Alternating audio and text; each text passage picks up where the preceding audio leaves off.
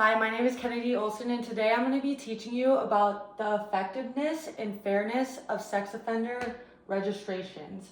And we're going to be taking a closer look into the issue and improvements that need to be made within this field. So first, we have a picture of Megan Konka. I think that's how you say her name. And what is sex offender registration? Well, sex offender registration was created initially to make it safer for the public and for vulnerable people such as kids or a part of the population, and it just was there to help prevent future crimes. And it all started with this girl right here named Megan. After that high profile case and that tragic murder that happened, we saw sex registries become integrated into our criminal justice system. And the goal of this was to keep the public informed of the sex offenders, their location, who they are, where they live, maybe if they're going to be in their area. And it was especially made for parents and kids about where, these offenders might live or they might be seen. So here's another picture, and it says a 7-year-old girl from Hamilton, New Jersey was murdered in her neighborhood. And so that's basically how this started, was because she was murdered by one of her neighbors, and so now they give out the locations of all the sex offenders. And Megan's law was passed in within the system months after her murder. And after her death, this was all in the 90s, by the way, we created the first public sex offender registry in 1994. SORNA is the Sex Offender Registration and Notification Act.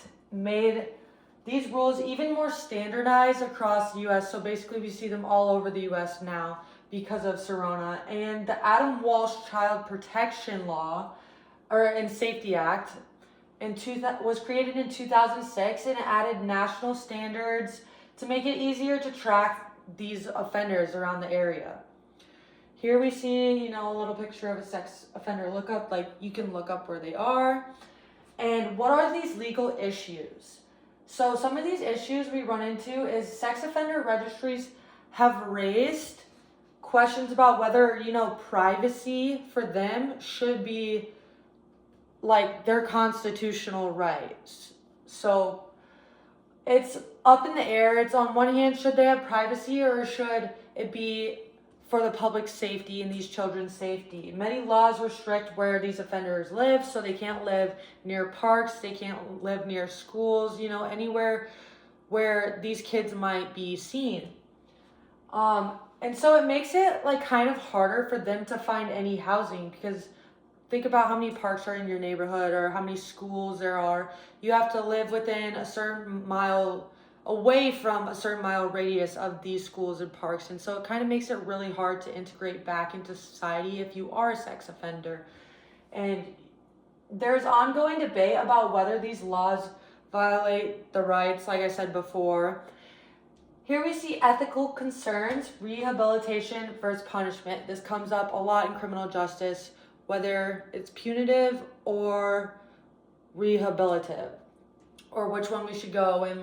These two paths are different. So some argue registries are hurting the chance for offenders to, reintegrate back into society. The question, is it fair to publicly label someone forever, especially for low-risk offenders? A low-risk offender would be,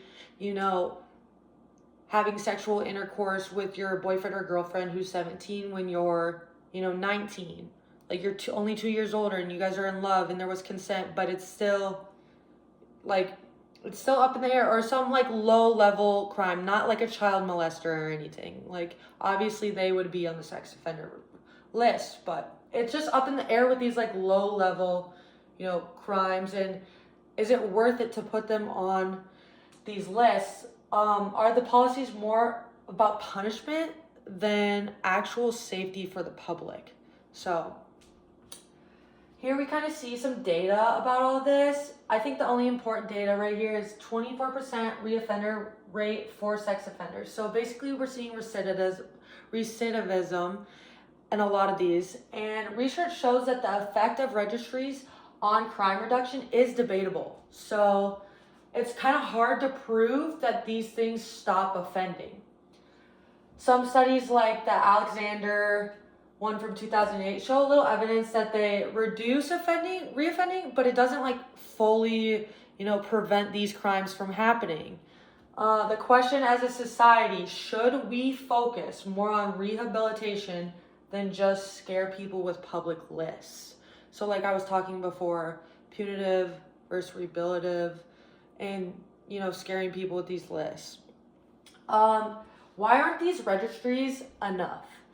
So they just don't always help with, crime reduction.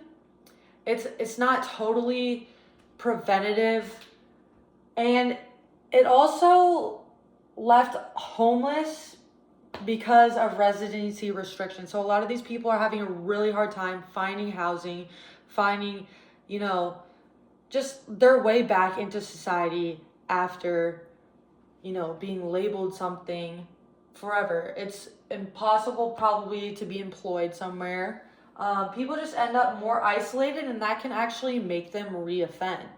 So it's kind of up in the air. Okay, so this is my favorite part. So looking for alternatives. A risk assessment. I think this is actually a highly effective way to organize this. Instead of like blanket laws or just like putting everyone on the list that commits these crimes, it's focusing on individual risks, like I brought up before. Like, how high of a risk is somebody who is in a consensual relationship with their boyfriend or girlfriend when they were younger versus a child molester? So we would see like the first example would probably be a lower risk or something, that it's still illegal, but it's just a low level. It's like a murderer versus a serial killer. So how high on the risk are they, So we should be doing these individual assessments on each person instead of just, throwing them all out there. Adding rehabilitation programs is also an alternative. Focus on behavior change, not just punishment. Rehabilitative versus punitive. So might also help to remove the residency restrictions, especially for the low risk offenders, like I was talking before. Like, should their names be put on there forever?